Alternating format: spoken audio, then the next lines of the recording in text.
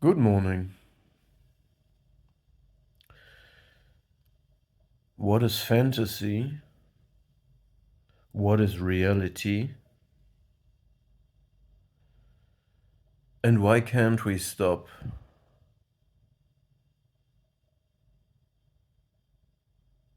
The narcissistic pandemic.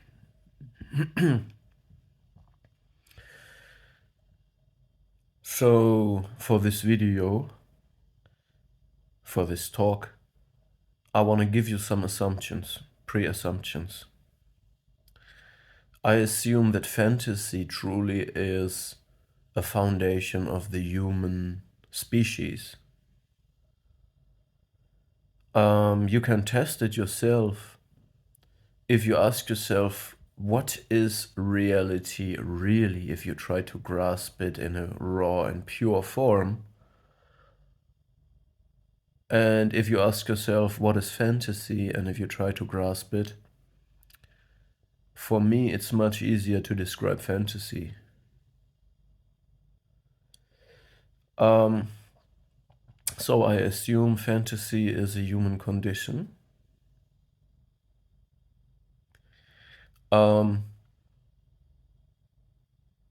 And I also assume for this video that the worldwide leaders that are rising to power and all the leaders before are also almost high percentage, all of them were narcissistic in some way.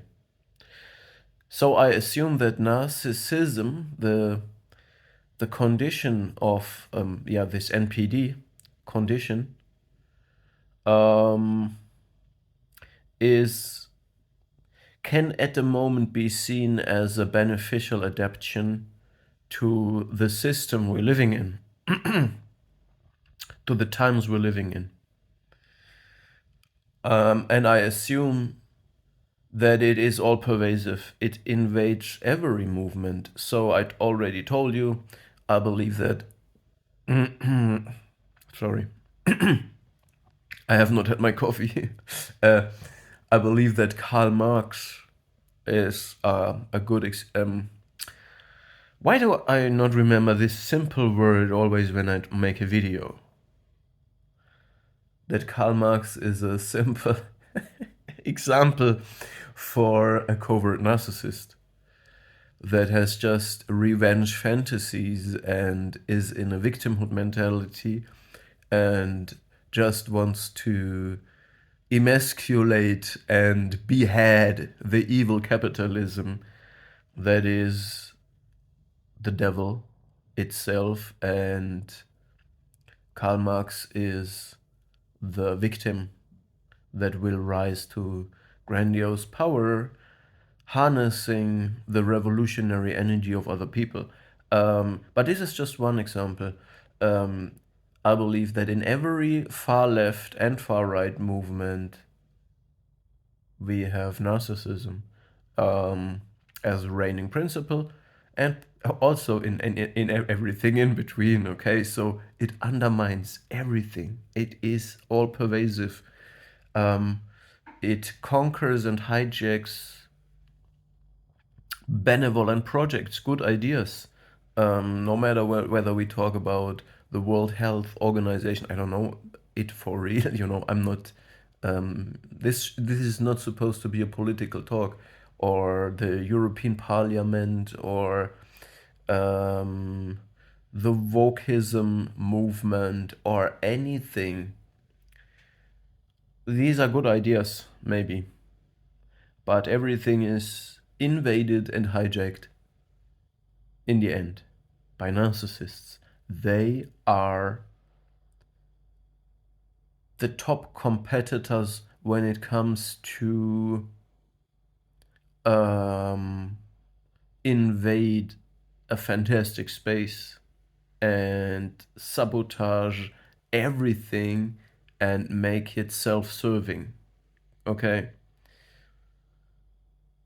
So yeah, and the instruments of our civilization don't work with narcissists. With narcissists, you cannot communicate. You cannot have a dialogue that is working in the way that the Greeks have um, designed dialogue as a form of finding the truth and as a foundation of democracy. It does not work with them. They pretend to use it, but they weaponize it. Okay?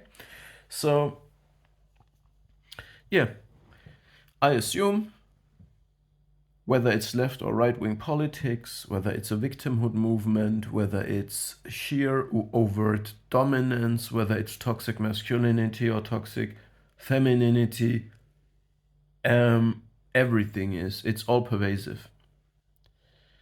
Okay, we have the assumption that the human condition is fantasy, is connected to fantasy.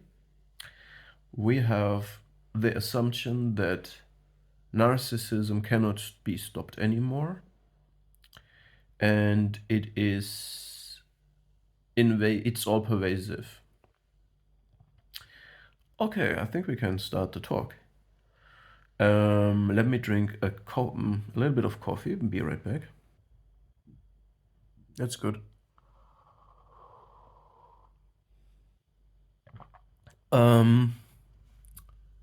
So fantasy as a human condition means, children go through a narcissistic phase, and they also have magical thinking as a defensive mechanism to not let reality and threats and uncomfortable concepts come too close to them. It's a part of play. It is a form of creation. You need to understand that the human being is also, we are tied to fantasy. We are bound to fantasy. We are bound to concepts. These divide us from reality. Reality is secluded, it's private. Reality, pure reality, cannot be conceptualized. The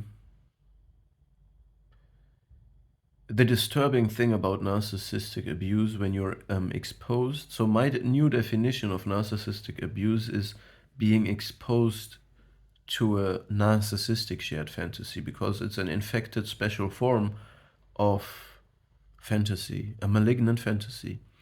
The disturbing thing is that narcissists have not only a malignant fantasy, but also malignant concepts. They are splitting, and therefore, and they act based 100% on their assumptions connected to their malignant fantasy and their malignant concepts. The concepts are guided by the principle splitting, which creates a hyper-dualistic worldview, but they don't openly show that. They can pretend to be diversely interested, having facets and interests, but in reality they are subjected to this splitting mechanism. In reality, which reality, right? Reality is a concept. So as soon as we grasp something with our mind, we have to conceptualize it, which is the beginning of a form of fantasy. As soon as our senses, our stream of consciousness, gets the sensual input through the 6 senses that we have, the information is processed, and the picture that we get from our perception is also already very, it's very processed and in some sort already biased. And then this information creates, as soon as we grasp it in our consciousness, concepts. So when I look at a tree, and I see the tree, and then the representation of the tree in my mind is not a tree, but a fantasy of a tree very similar to the tree, so to speak. So this is we could also make a hierarchy of fantasies, because this concept of tree that I evoke in my consciousness when I look at a tree is a fantasy that is based in that thing that we call reality.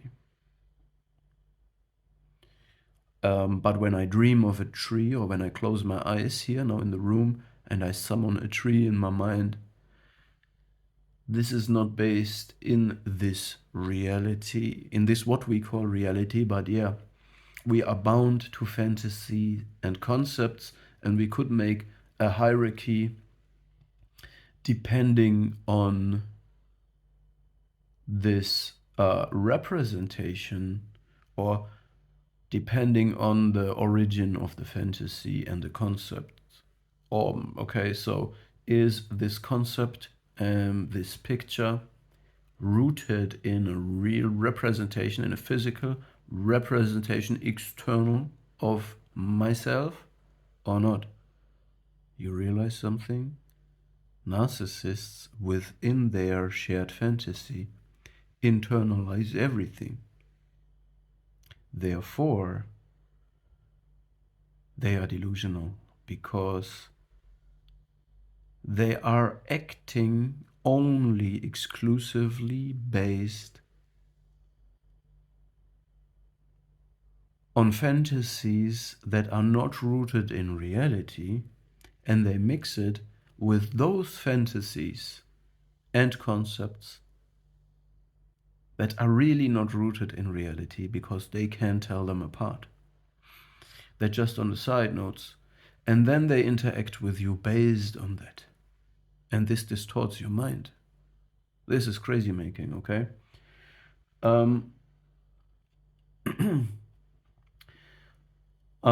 Yeah, so we are bound to concepts and fantasy.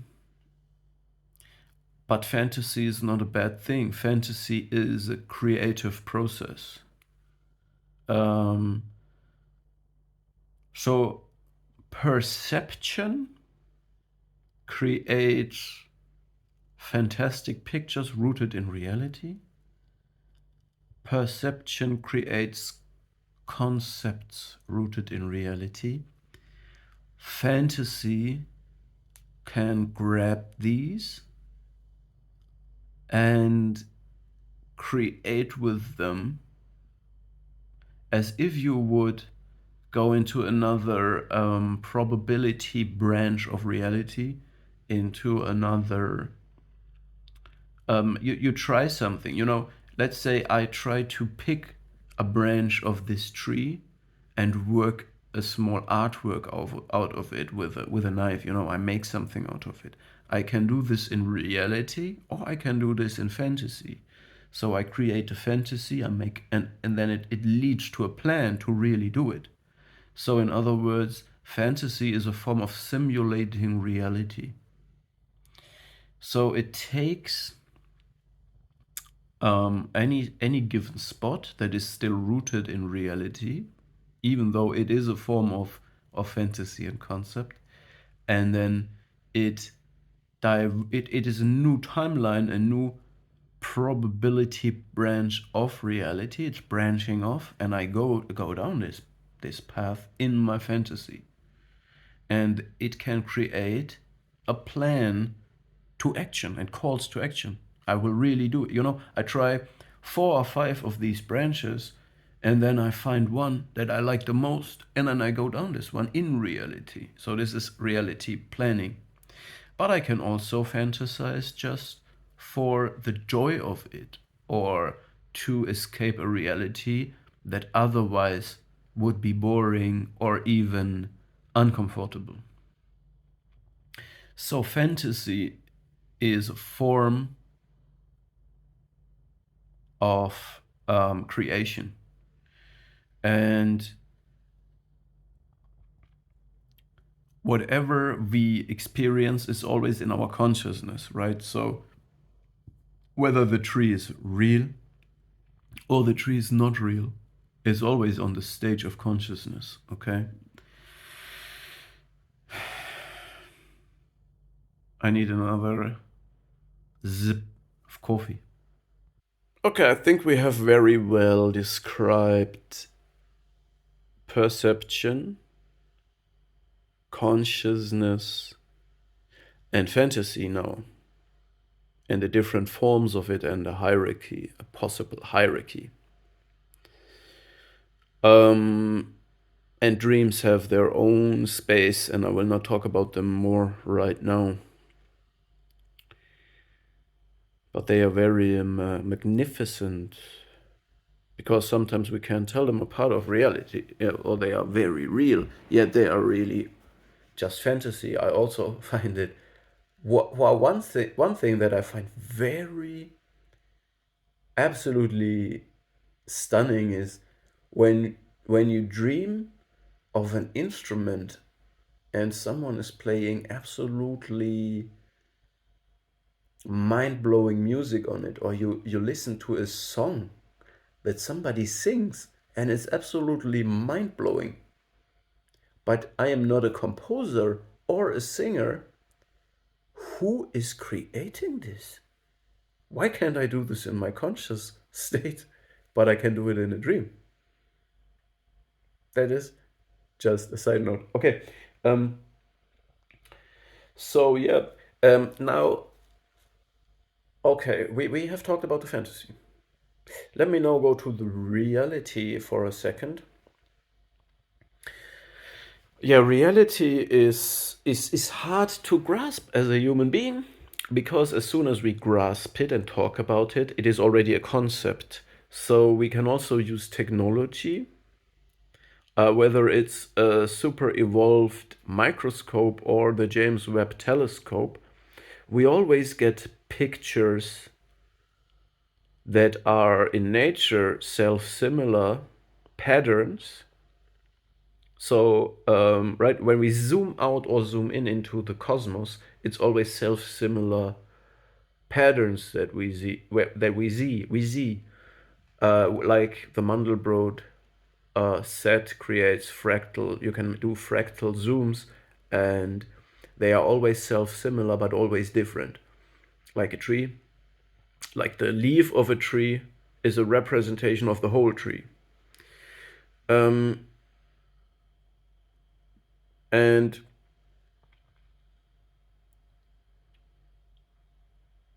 I lost it. We talk about reality, you see. I lost it. When I talk about fantasy, I don't lose it. Yeah, so reality is always divided from us a little bit. And I was really wondering, why is technology not able to give us a deeper look in reality? We are investing so much money. We have such good technology. We have artificial intelligence. We have all this stuff. But it does not bring us closer to reality. It does not give us a little bit of a better look into reality. Okay? If you might argue quantum physics brings us closer to reality, maybe, but quantum physics is rather a mind stunt. Then it's hard to measure it and hard to create, technology to get an information about it. It's rather that human beings have to do a stunt in their mind and then make an experiment and then prove that this might be right. In other words, it's not the technology that brings us forward in quantum physics, but the way of thinking that brings us forward. It's my opinion just, but yeah, without quantum physics, we wouldn't have microwaves and lasers. That is true.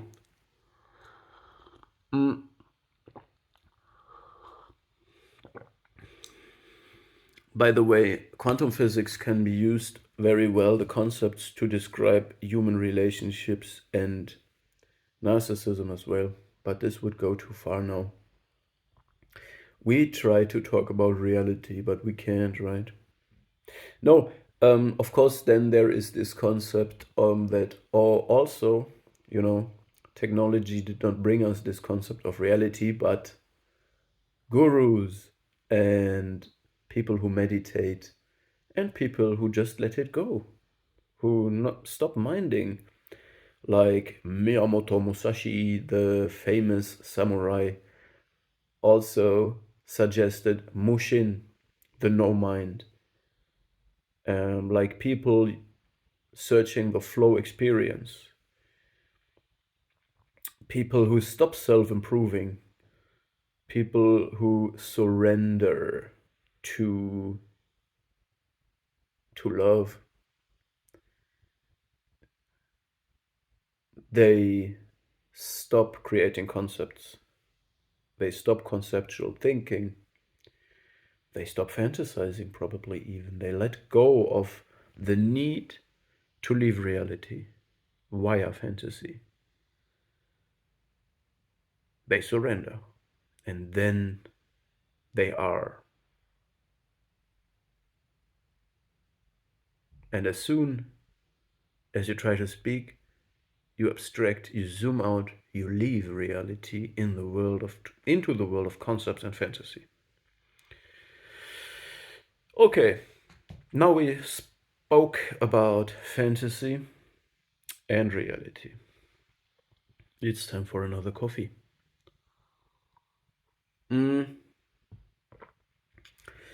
Now, I also assumed that we can stop the narcissistic pandemic. Assuming that fantasy is a human condition and narcissism is an infectious, malignant fantasy projected around a human being, even enhanced by social media. Therefore, propaganda is a tool of every narcissistic leader. And remember, independent of its political position. Okay? A propaganda is an extended form of a narcissistic shared fantasy. Okay. Where do we go from here? So, a healthy person has a fantasy and a reality testing that is different to the self-serving and self-absorbed fantasy of the narcissist. Within a shared fantasy space of one or more healthy persons, things can be created. Dialogue is possible. Synthesis is possible. Swarm intelligence is possible. Patience is there to let the planted seed grow all by itself without controlling it, without being impatient, without interrupting the process of life all the time to control it, to measure. Don't let the wave function of the quantum wave function, don't let it collapse all the time by measuring it. Don't interrupt the child that is living in a healthy fantasy all the time. Let things grow and evolve without trying to control them. In a healthy, communicative, harmonic state. These is all alien concepts to a narcissist, and these concepts will dissolve as soon as you are exposed to a narcissistic shared fantasy. It's all pervasive and infectious, and it destroys organic growth. It consumes, it dominates, it undermines. There's no way out of this, okay? So this means, in my opinion, now we have gone through the video to a space where I start to make my own thesis. So bear with me or not.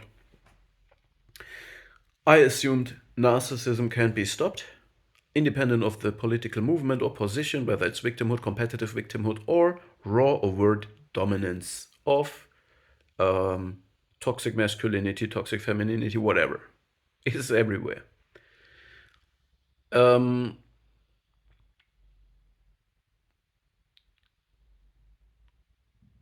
We can't stop it.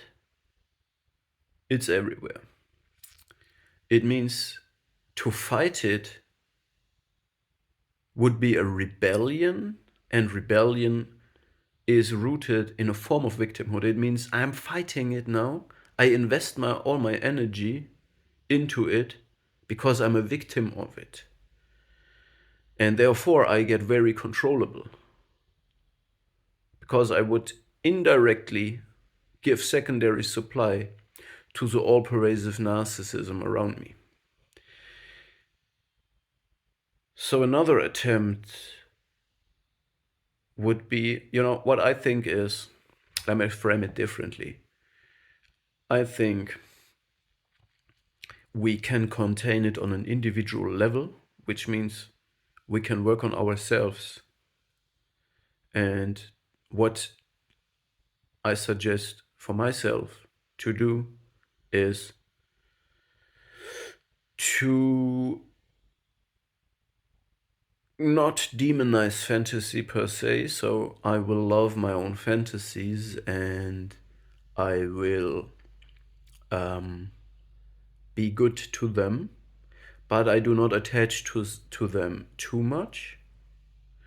Because as soon as a fantasy becomes bigger, envy, narcissistic envy, mirroring, comparing, competition, copying it will undermine it and infect it with narcissism.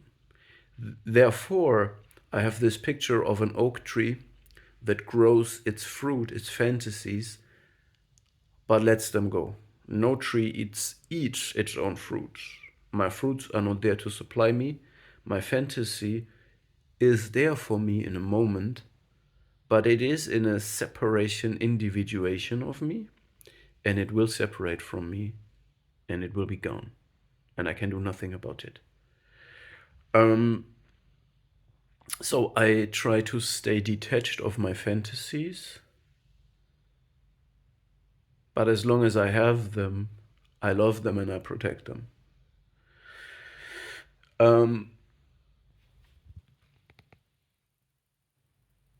I also think that the idea to letting go of concepts is very good. I think identity is received, it's given to you by the environment, by human beings around you, by being part of society, of this concept of society. How real is society? We don't know. But as long as you live with people in any form, or I want to say that depending on, let me put it down. I let go of a self-created image of masculinity that I deleted the video yesterday. I don't want to create self-concepts for me, especially not self-concepts that I share. I don't want to fall in love with a self-created identity. Therefore, I do my thing as far as possible, and then I receive an identity. Through it, I receive it. It is the most, in my opinion, it is the most beautiful, most rare, and the only real experience to receive identity and everything. is not about taking it like narcissists do. Narcissists create a self-image, an identity. They grasp it violently. Then they want to hold on to it, compete about it, defend it. And then they need the environment to validate this. This is vanity. This is a sign of insecurity. Okay, so letting go of self-concepts, but loving concepts. Letting go of fantasies, but loving fantasies. Also making sure that we grasp the infinite colors and nuances of life with nuanced and infinite fantasies, and not split fantasies and split concepts of good and evil, black and white. No. We may also contradict ourselves. We don't have to be like machines. So my concept to contain it on an individual level is to not create a grandiose self-image concept, whatever. To let go of things that are that will be infected with narcissistic envy. And also accept the current of the world we are going through. We can't stop history. We are now in the age of a narcissistic pandemic, but that's it. We go with the flow in some way. We can contain it on an individual level again, yeah.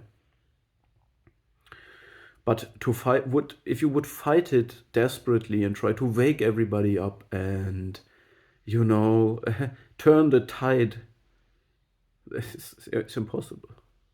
This would just take away all your energy. Yeah, so to finish this talk at 33,